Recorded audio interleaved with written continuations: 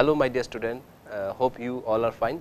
Today we will going to start our new chapter from class 8 history, which is situated in our NCERT textbook.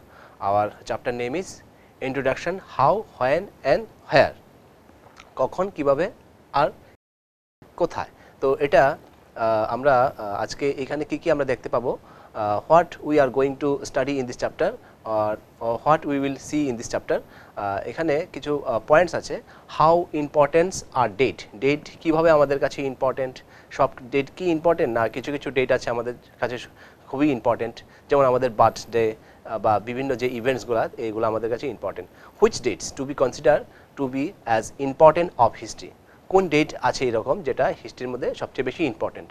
How do we periodize or method of periodization, মানে James মিল যিনি method of periodization মানে করেছিলেন, যে আমাদের তৎকালীন ভারতবর্ষে ভারতটাকে তিনটা ভাগে বিভক্ত করেছিলেন, যেমন এনশিয়েন্ট, মিডিয়েভাল অ্যান্ড মডার্ন, বা এটাকে হিন্দু এইজও বলা হয়তো, তারপর মুসলিম এরা অ্যান্ড ব্রিটিশ এরা, এটা এইভাবে ভাগ করা হয়েছিল।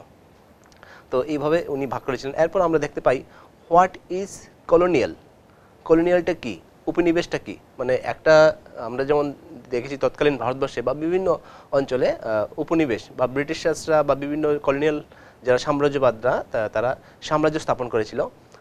যখন একটা দেশে একটা সাম্রাজ্য স্থাপন করা হয় তখন কি কি হয়, ওইখানে সোসাইটি চেঞ্জ হয়, পলিটিক্যাল চেঞ্জ হয়, ইকোনমি চেঞ্জ হয়, এর মাধ্যমে কলোনিয়ালাইজেশন হয়।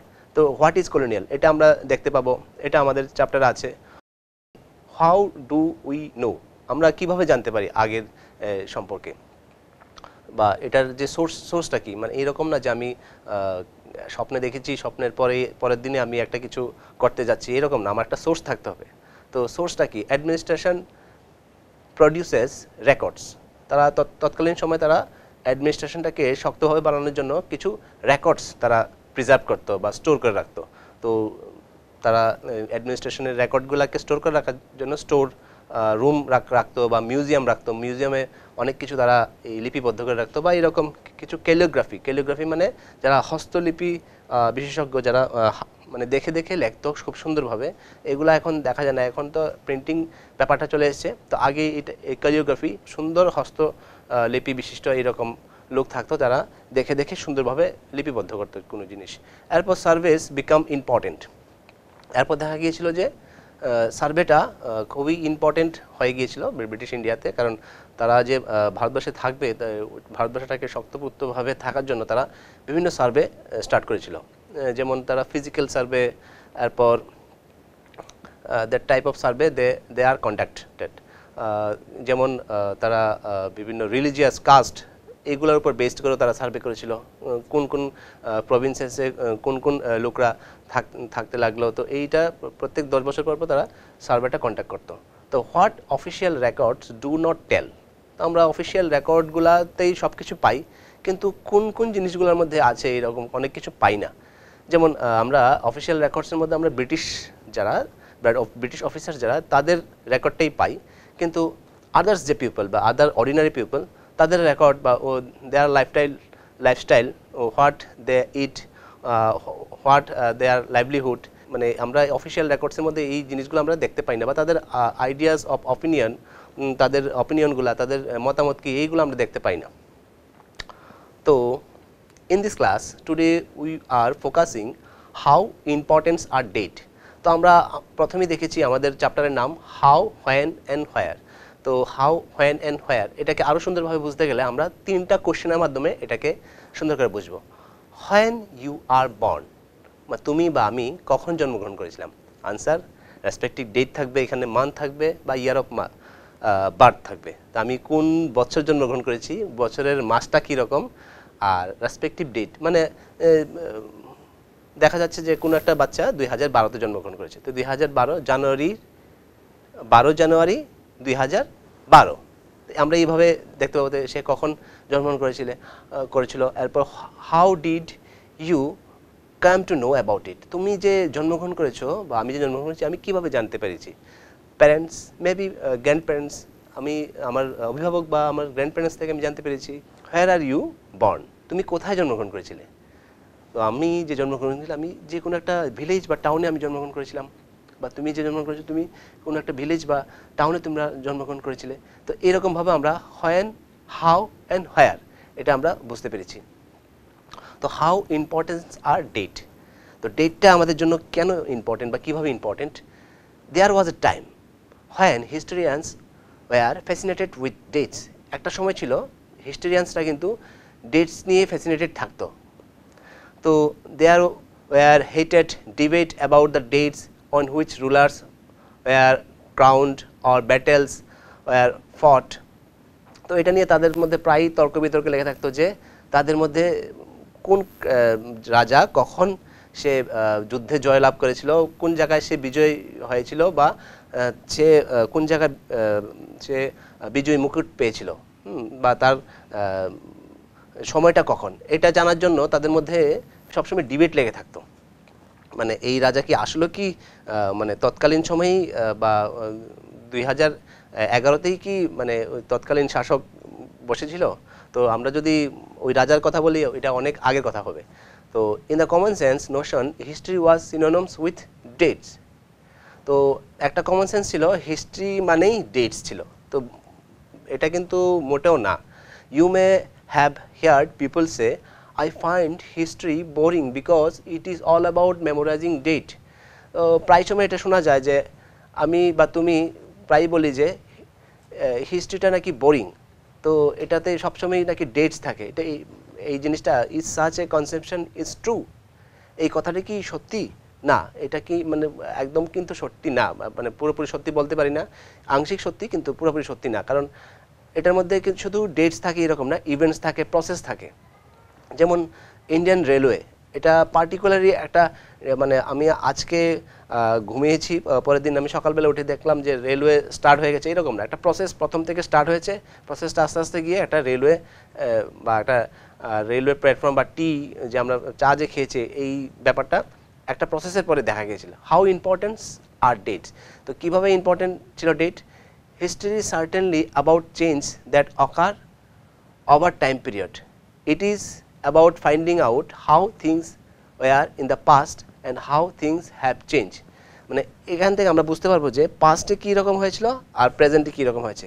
যেমন কোনো শাসক যদি শাসন করে থাকে আমরা দেখতে পাবো যে সে তৎকালীন সময়ে যে যখন শাসন করেছিল তৎকালীন সময়ে তার যদি ইন্টারন্যাশনাল রিলেশন থাকে তার রিলেশনটা কীরকম ছিল, বর্তমানে ওই যে ভুল যে করেছে তার কোনো সংশোধন করেছে কিনা, বা তখনকার সময়ে ওই শাসকের ইকোনমিক কন্ডিশন কীরকম ছিল, এখন ইকোনমিক কন্ডিশন কি আরও কি উন্নত হয়েছে, এটা আমরা কম্পেয়ার করব। As soon as we compare the past with the present we refer to time. আমরা পাস্টের সঙ্গে প্রেজেন্টকে কম্পেয়ার করব। We talk before and after, আমরা বিফোরে কী হয়েছে, আফটারে কীরকম হবে বা হয়েছে, এটা আমরা কম্প্যারিজন করব। তো হাউ ইম্পর্টেন্স আর ডেট, যেমন আমরা কিছুক্ষণ আগে বলেছিলাম যে এভরিথিং হ্যাজ এ হিস্ট্রি, সব কিছুরই একটা ইতিহাস থাকে। যেমন আমারও ইতিহাস থাকবে বা তোমারও ইতিহাস থাকবে, আমরা যদি কোনো একটা বিশেষ একটা কিছু জায়গায় যদি পৌঁছতে পারি। যেমন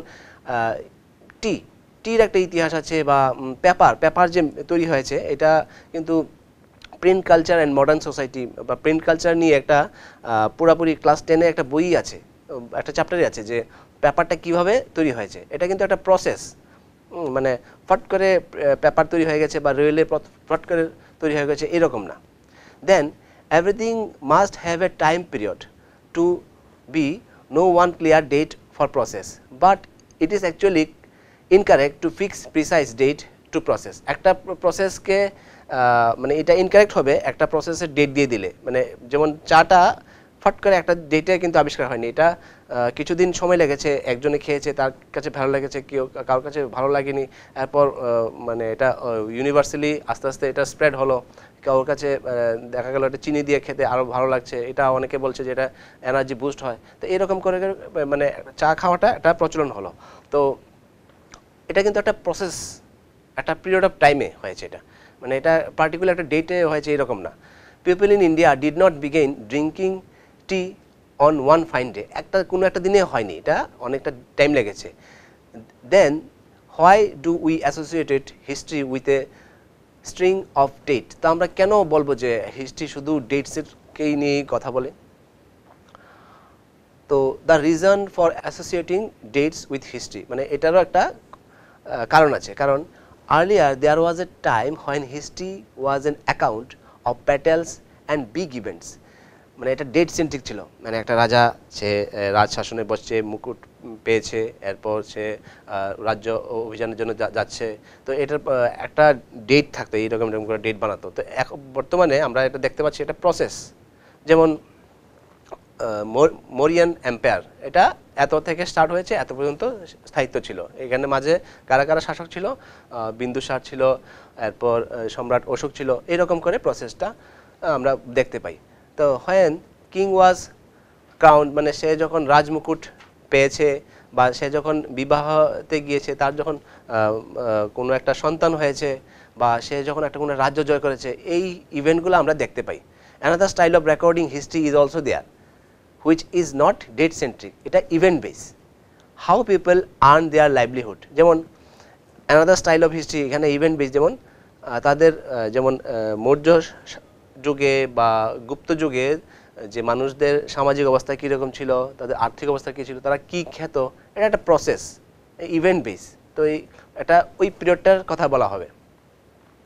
তো হুইচ ডেটস, তো এখানে আমরা আবার দেখতে পাই history is not all about dates but dates do not play important role। এখানে কোন কোন ডেটগুলা, সব মানে সব ডেটগুলোই কিন্তু ইম্পর্টেন্ট না, কিন্তু কিছু কিছু ডেট আছে যেগুলা important. Which dates depends on event. যদি আমার কোনো বার্থডে হয়ে থাকে বা কোনো একটা বিশেষ দিনে কোনো একটা অফিস ইনগুরেশন হয়েছে, ওই ডেটটা সবচেয়ে বেশি ইম্পর্টেন্ট, এটা আমার জন্য বা যার ক্ষেত্রে হয়েছে তার জন্য। If we change our focus of event and issues subsequently the date will also change।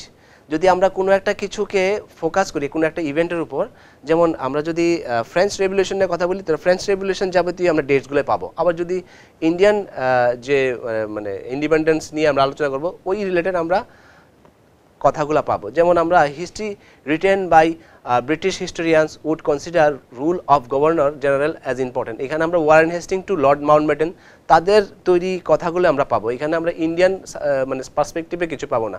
কিন্তু when we will write the history from Indian perspective, a new set of dates will become more important for us to know। তো এখানে আমরা Indian perspective নিয়ে কিছু লিখলে আমরা Indian কথাগুলো আমরা পাবো। তো এইভাবে আমরা মানে কোন ডেটসগুলো important, how importance R date, এগুলো আমরা দুইটা মানে যে সাব পয়েন্ট আছে, এটা আমরা আজকে আলোচনার মাধ্যমে শেষ করতে পেরেছি। সো আমরা অন্য ক্লাসের মাধ্যমে আমরা অন্য জিনিসগুলো দেখে নেব। So we will see you in the next class. So children, bye by.